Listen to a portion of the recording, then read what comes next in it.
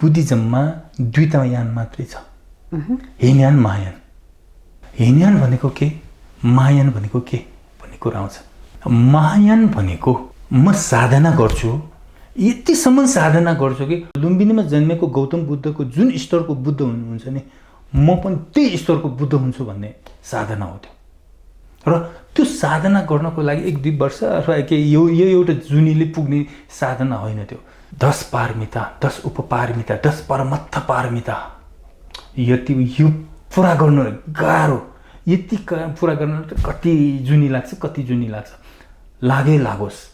जति जुनी लागेको भए पनि म अरूको सेवा गरेर, बोधिचर्या गरेर, बोधिचर्या भनेको बुद्ध हुनुको लागि गर्नुपर्ने चर्या, अरूको कल्याण, अरूको भलाइको लागि।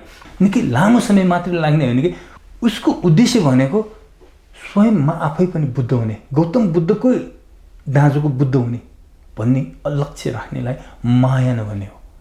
रातो लुगा लगाएको दिनमा महायान त्यो होइन, त्यो उद्देश्य लगाएर लागिरहेकाहरू हो। आफ्नो जीवन दृष्टिकोण यो लिएर लाग्नेहरू महायान हो।